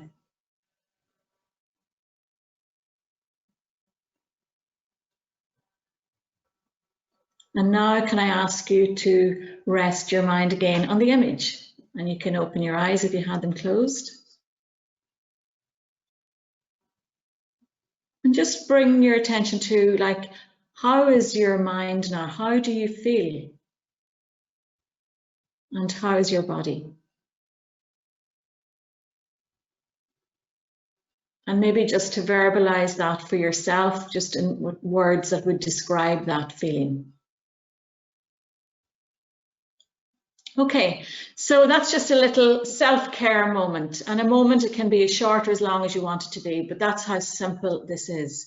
So how do we bring that then into the kitchen? How do we bring that into our study, our everyday classes? So that's what I want to talk about, and I'm very inspired by the neuroscience, and the neuroscience will say there are 4 pillars to well-being. And the first one is just what you've done there, it's awareness. And what does that mean? It's just paying attention to one thing. So whenever you're doing, just paying attention to that. It could be a breath, it could be an image, it could be while you're out walking, just focusing on the walking. It could be when you're in the kitchen, just focusing on one thing. So that is giving you a bit of headspace. Maybe some of the words that came up for you there were, you know, clarity and silence and, you know, relaxed and chilled. So that's what that will do for you if you have that focus. So that's the first pillar of well-being. The second pillar of well-being, they say, is connection. And this links back to a lot of what Sinead was saying. So what they say is we should develop positive connections in our relationships in work, in college, and in our family and social life. So the importance of positivity there. The third pillar of well-being is insight. Now, what that means is going a little bit deeper, and we do this by reflecting. So we're really reflecting on how our mind, trying to understand our mind, how our mind reacts in certain situations, or how our mind understands the world. So just being aware of that. And remember, there's a few different ways to look at a situation. And this is really important for us when we're going through difficulty. So that's a really important pillar of well-being, to reflect. And the fourth pillar of well-being is purpose. And again, it goes back to what Sinead was saying. We have so much, and what the chefs were saying earlier, we have so much to give. It's a love, we give back. So what is our purpose in this profession? Like, you've chosen a brilliant profession. What is your purpose in it? Knowing that purpose. And really what that is if you do anything positive for somebody else, that's your purpose in the day. And you can do that ongoing from day to day in the profession. And we do that naturally as a chef because it's a hospitality industry. But then, and to realize what you've done for the other person. So how do we bring this really alive then in the kitchen? What about the mindful kitchen? So what I would say to you is just to remember to give yourself, first of all, awareness, to give yourself those pause moments throughout the day. It could be just when you're having the first cup of coffee in the day, or you're just before service, just take a moment. Or, you know, when you walk into the kitchen, when you're washing your hands, it's little things like that, to give yourself that bit of headspace, a bit of clarity, a bit of reflection time. Then when you're in the kitchen, as per the charter, that positive connection, when, you know, with your colleagues, with your classmates, with industry, with your family, develop the positivity of your connections. And then maybe at the end of the day, then reflect on how the day went for you. And, you know, how was your mind in that? What do you learn from that? Or if you go through difficulties, what have you learned from that? And then finally, your purpose. And what would be a good thing here for you to do would maybe just look back over your day and what are you grateful for? And what did you do today that made somebody feel better? Or it could be just the tiniest thing. It could be even just saying hello to somebody, or something you produced for them and you gave them, or a call that you give to somebody, or just through your being present with a colleague or a student or a friend. So just awareness, connection, insight and purpose. I think if we can bring that alive, we will help sustain ourselves in our career, and it's that positive health, it's positive mental health. So that's what I have to say. I'm going to hand over now to Paula.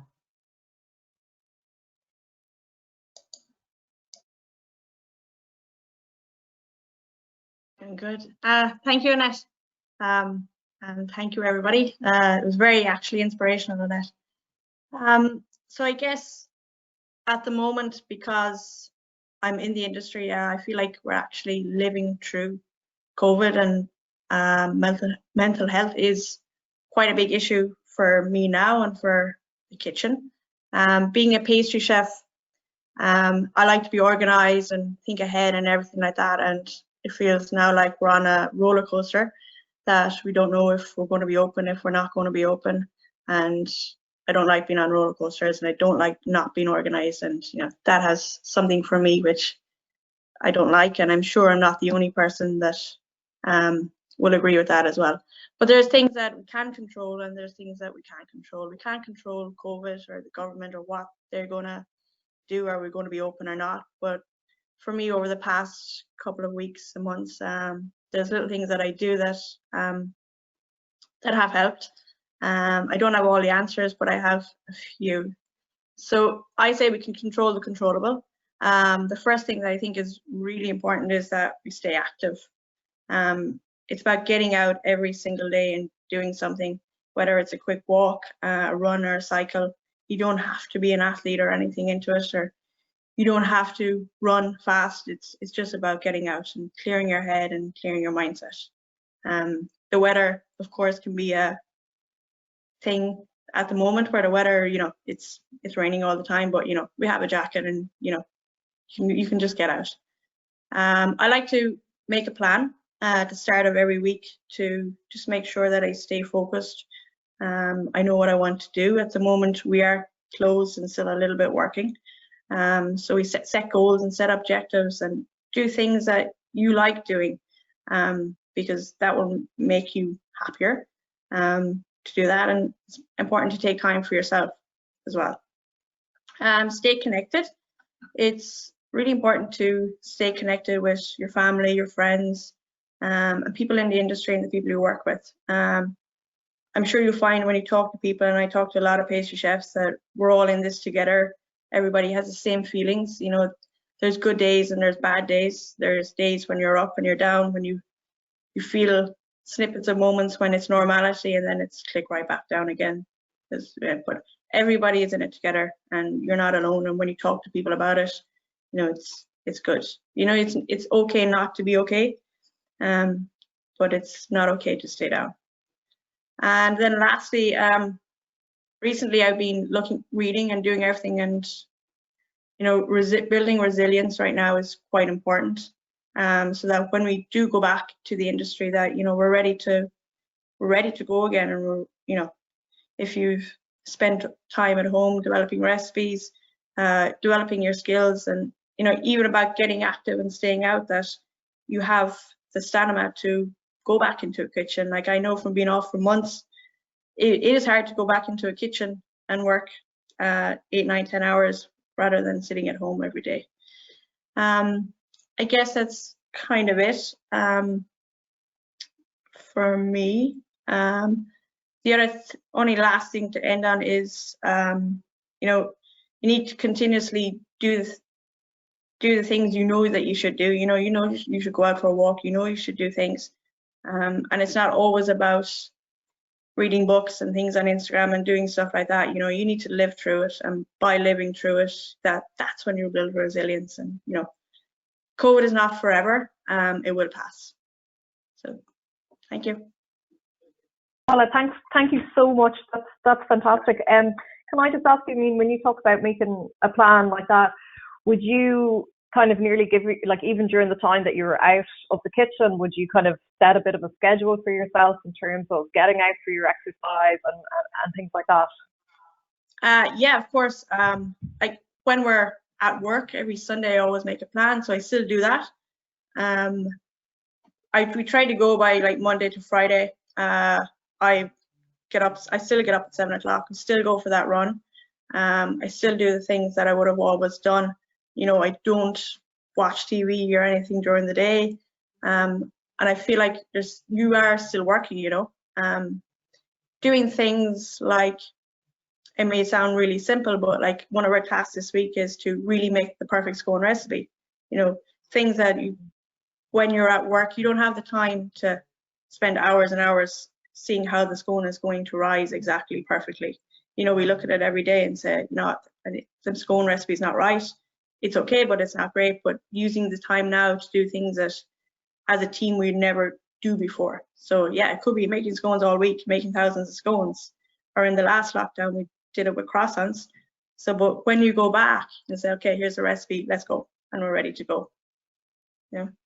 Yeah, that's fantastic. You might send an old scone recipe to Richard Bruton when you have a chance.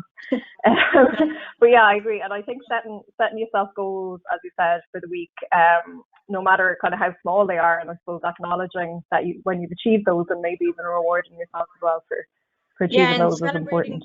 Small wins, you know, they're quite important too. Yeah. You know? Yeah. Good. Brilliant. Paula, thanks so much for joining us, and thanks a million to Annette as well. We're going to move on to our final session of the event today. So over to Galway to JP McMahon. Cool. You can hear me all right, Ruth? Yes, we can hear you. You're a bit dark. I wonder if you pull the curtain behind you, we'll be able to see you better maybe. Changing. Yes, it does. That's okay. We can see you. Yeah, sorry. Perfect. Yeah, so I'm just going to give you a little insight in 15 minutes or so into what you can pick. Now, there isn't an awful lot. There is more than you think, but of course, spring, summer, autumn is probably the key time to forage. But just in keeping with, I suppose, of what we've been talking about today, I mean, whether or not you go out to pick herbs or berries, getting a walk in and noticing your natural environment is really important. And it ties in with what Paula was saying and what Annette is saying. I mean, often I go and walk and see rose hips and don't bother picking them, because you don't always have to pick every single thing you find. You'll see a picture of the book on screen, and there is a comprehensive, not exhaustive list in the back of the Irish Cookbook on all of the different herbs and berries and seaweeds that we've used in over the 10 years. And even though I'm really happy with the book and it's doing well internationally, I had wanted that section to be illustrated. So hopefully in the future there is more, there is another opportunity to do that. But just from going out the last few days, there's still some rose hips, particularly the native rose hip, which is the small one, about, and they really haven't. It hasn't really been cold enough yet. So I would encourage people, if you do, if you can get out to hedgerows or to a little bit into the countryside in your 5K, that you can pick rose hips. You can make some lovely rose hip vinegar, which we do in an ear, and rose hip like a simple syrup as well, like 1 part sugar to 1 part water. Put your rose hips in, bring it to the boil, and then let it sit for a week or so before straining it, just to get the flavor of the rose hip. We also made a lovely rose hip oil recently. Now, it takes a lot of rose hips. You almost need 1-to-1 in terms of rose hips and oil, or you can do 2-to-1. It would be less flavorsome, but you can use a very light rapeseed oil or a sunflower oil and blend the rose hips to about 60 degrees in a Thermomix, or you can heat them on a conventional stove and then blend it and then leave it for a few days and then pass it. It's really the flavor of the flesh that you're trying to get out of it. And recently we did a little wedding, and we used the rosehip oil to dress some fish in that. I mean, everyone knows blackberries, and there are still blackberries about in the west side of Galway. I see a lot of them, and of course jams are very good to make. I mean, the blackberries are quite small, the ones I see, so I find sometimes it's better to, if you're interested in making alcohol infusions, we make blackberry gin. So we take about 203, but about 300 grams of blackberries for a bottle of gin. So we put in the blackberries, almost like you're making slow gin, into the gin, and then leave that for about 3 months, and then we usually dilute it down with sugar syrup to get the right balance, and then use it as a liqueur. Or you can serve it straight. I mean, blackberry gin is a very nice thing to do. I think we also did a blackberry whiskey, but it's something we're doing at the moment, bottling the ones we made last year. So a lot of the fruits, crab apples as well, are still about. So the 3 fruits I see a lot are crab apples, rose hips, and blackberries. They're the 3 that I see a lot. In terms of sea herbs, if anyone's by the coast, you can still pick sea beet, arach, and scurvy grass. And if you don't know them, you can just Google them, and you can either Google a botanical drawing, or you can Google a photographic image. And they're a really good, hardy sea green. They've all the same vitamins and minerals as spinach and chard, particularly sea beet, and they can be used in the same way. So it's a resource that's there. Also sea radish, which grows everywhere. You have to use it a little bit more sparingly because it's very peppery. But we like to chop it very, very thinly and put it into broths, and it's as close as you get to a kind of wild wasabi, I think, in Ireland. So that's called sea radish.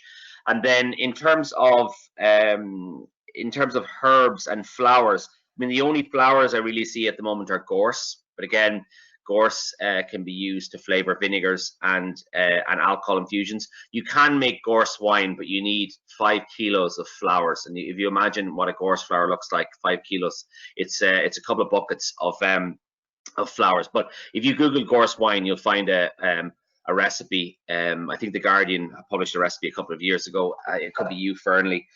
The green herbs, there's a lot of bittercress, wild chervil I see as well. Mint, which isn't always wild, but mint grows everywhere, and the seeds travel with in terms of the wind and that. So there's plenty of mint I see still growing, and also nasturtiums. I encounter loads of nasturtiums. Now, nasturtiums are not native to Ireland. They came over in the 19th century, but again, like fennel and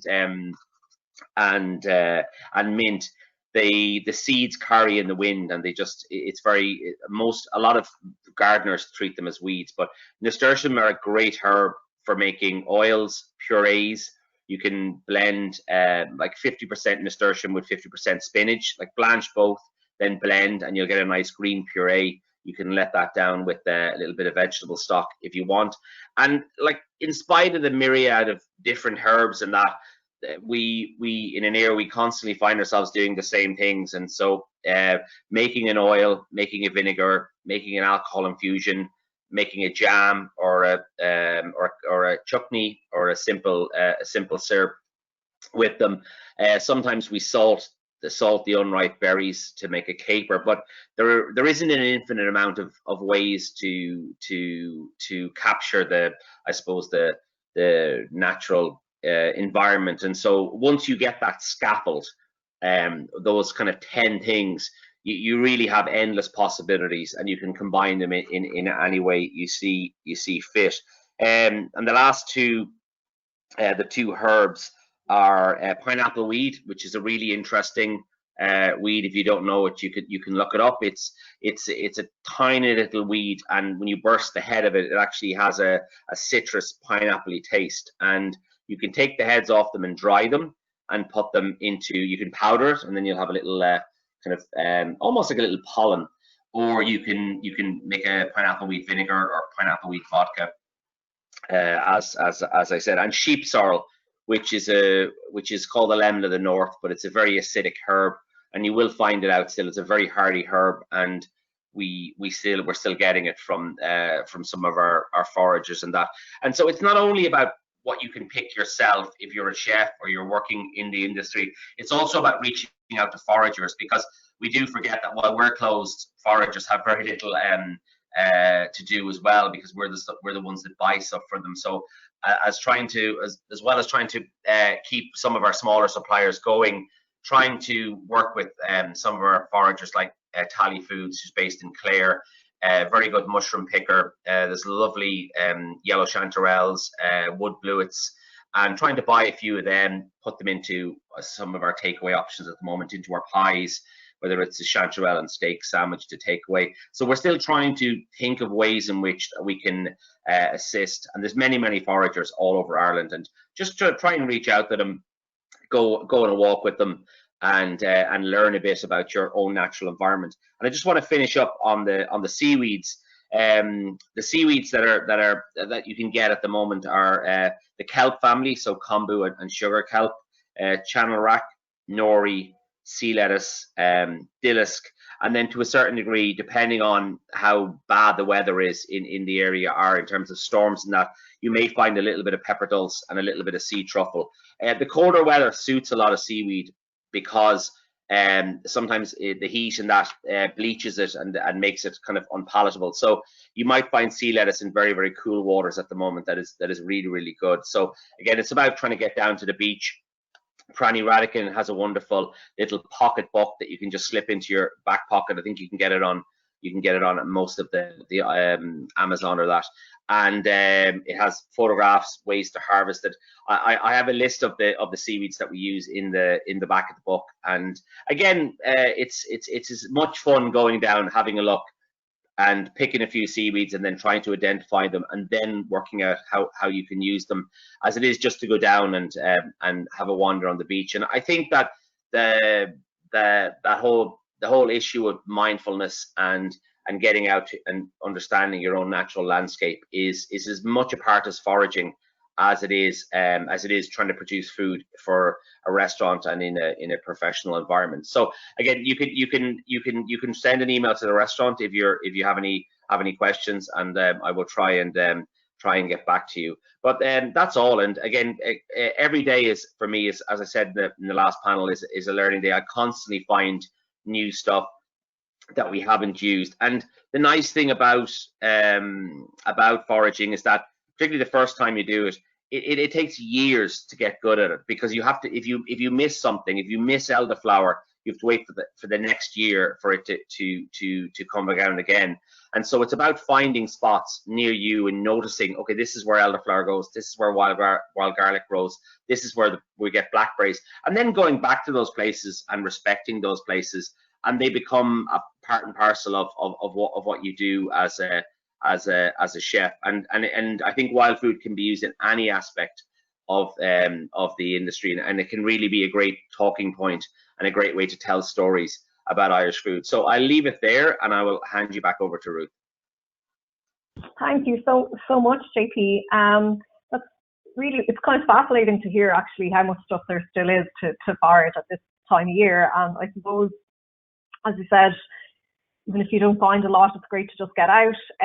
But also, when people do have that kind of time off work at the moment, that there is time for a bit of experimentation. And with all the kind of different preserving techniques, you know, they're not expensive ingredients that you need in terms of salt, sugar, vinegar, you know, to do your different pickles and preserves. So I suppose there's lots of room to experiment and maybe not always get it right. No, and absolutely, and even in my own estate in Galway, I've found, and this is only because of COVID, like there's crabapple trees and there's nasturtium plants, and these are possibly things that have been planted a long time ago and have just been let go wild. And I'm just fascinated that I never really had time to walk around the estate with the dog and look at everything. And so you'd be really surprised. And when you first asked me to do this, I was going, God, it's November. I don't think there's going to be a lot. But I was even surprised myself, and just to see how much fruit. And it's very difficult to know, like even with blackberries, when you say, oh, they're best in the autumn, like the Irish seasons extend and come and go, and really depends on how cold the winter is. And out yesterday I saw plenty of very small blackberries, and again, they mightn't be enough to make a jam, but they'll certainly be enough to make to infuse into an alcohol or to make a vinegar. And they also make really good Christmas presents and it's not expensive to buy the little bottles, and it's also another little thing you can be doing. Fantastic, thank you so much. I just have one question that came in earlier that I might put to you. The young chef was asking, what's the best way to explore what flavors go together? And also asked, the second part of that question was how to kind of discover a bit more about what wines match well with different flavors. That's a big question. Yeah, no, I think there's two ways of doing it in terms of flavors. I think there's your own palate, and I think that's always going to be the first port of call. But I think you also have to educate your palate, and I think that you need to combine the experimenting with I suppose with different books. There's a great flavor thesaurus that's I don't know who the publisher is, but it's a great little one. There's also a lot of information online as well. So I think you need to do both, but I think often when people think of flavor matching, they overcomplicate things, and I think you really need to start with the basics of like eating a raw blackberry and thinking about like what are the flavors. Is it more bitter than you thought it was? Is there a little bit of sweetness? Because generally, depending on where you are, the flavor profile will change. So I think there's a balance between the experiential and the academic, and I think it's the same for wine pairing. I think trying to find either a good book, or also trying to reach out to people who that's their job. And I think that there's plenty of sommeliers at the moment who are not working, who I'm sure would love to share information with people who are interested. And I think that the way we run our company is in a very open way. So I mean, any time people look for recipes or look for ideas, I just give them to them. It's not something that we feel particularly private about, and so it's very important. I recently gave a near potato bread recipe to someone, and I was like, I don't really care if you do it. It's not like it's a potato bread; it's something we develop. But if someone else can do it and then spread the word, then that's a good thing. And I think the more of that we have, so I think reach out to people. I mean, have a look again. Using social media as a tool at the moment to try and communicate, to try and become more aware of the industry. And I know you can spend hours on Twitter and Instagram doing nothing, but you can equally spend hours doing something. And you can go and find your peers, or go and find people you're interested in, and send them a message. You've nothing to lose. I get plenty of messages that I try and respond to from people I don't know, and you might find chefs who won't do that, but you'll equally find chefs that will. And I do it myself all the time as well, and it's how we got a lot of the speakers for Food on the Edge. And sometimes no one gets back to you, and sometimes loads of people get back to you. So never, again, always question. I think it was Danni or whoever said that at the first. Like, always just don't assume that it's a stupid question. I mean, just ask the question, and I think you will find people who are receptive. Thank you so much, JP. Thanks again for joining us today. And yeah, I think if there's a kind of key message that always comes out of these events that we do for students, it is about just reaching out to other people in the industry and not being afraid to ask. I'm always a bit surprised that some students and chefs who are starting out don't kind of realise that they can just approach kind of head chefs and senior chefs in the industry, whether it's about doing a stage or with the question. And I think, as JP said, the majority of people you'll find will be open, and if they can, they'll come back to you. And I think right now people probably have that little bit more time on their hands as well to be able to respond. So do use the network and use the social media platforms to connect with people. So we're coming to the end of today's Student Industry Forum in partnership with Blenders. The last thing that I just want to very quickly talk about is you may be aware that around this time last year in November at our Kitchen Culture event, we launched a new Chef Network initiative, which is our stage listing. And the stage listing essentially is a list of kitchens around the country who signed up to say that they were open to taking stagiaires on to gain work experience in their kitchen, whether that would be for 2 days, 2 weeks, 2 months, 6 months. And the list is up on the Chef Network website. And you can see on the next slide, there's some of the chefs who have signed up to it and some of the establishments that have signed up to it. I think there may be even more added since we put that together. But of course, when COVID came along, we were conscious that, obviously right now a lot of those kitchens are closed and a lot of places weren't in a position to take stagiaires. So the advisory council was concerned about, I suppose, still being able to provide mentoring support to chefs like yourself who are starting out in their career. So what we have decided to do now, we reached out to the chefs who were signed up to host stages, And over the next few weeks, we are going to set up some online mentoring sessions. So these will be online calls where 2 senior chefs will be in just a small group discussion with up to 6 chefs who would like to avail of mentoring. And I suppose similar conversations to what we're having today, talking about how to progress in your career, give some advice, ask any questions at all that you have, but in a, I suppose, a smaller, more intimate session. So two professional chefs and up to 6 mentees on each call. So you can see on your screen there the dates that are scheduled so far, and we have two professional chefs lined up for each of those. Registration for those will go live tomorrow, so you'll be able to register for the first one, which is taking place next Tuesday, from tomorrow, and the other ones will go live for registration thereafter. So do go online tomorrow and check that out if you'd like to take part in those sessions. And our final thing is that our partners blenders very generously put up a prize of €100 dinner voucher up for grabs for anyone who was any students registering to take part in this session. So I've been informed that the winner of that voucher is Michelle de la Cruz.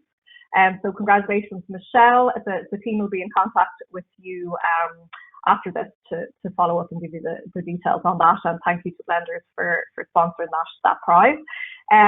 So I want to say a huge thank you to all of our panelists who joined us today and gave their time to be here. We really appreciate them all joining us. And thank you to the team, especially Rebecca, who's been in the background there and who got everything set up for today. I want to thank all of you in the audience for joining us, all of the students and lecturers and chefs from industry who have joined today's session. And I suppose, just to kind of mention that all of the chefs who take part in these sessions and who would take part in the mentoring sessions over the next few weeks, and the chefs on our advisory council who keep Chef Network going and drive its objectives and its activities on an ongoing basis, all do so voluntarily. They all volunteer their time, and also it is free for chefs to sign up to Chef Network. So if you haven't signed up yet, please do get online and sign up. So it's important to say how much we do rely on partners like Blenders in order to be able to carry out all of these activities. So again, our appreciation to them. That's it for today. Thank you so much for joining us, and we look forward to seeing you on another session soon.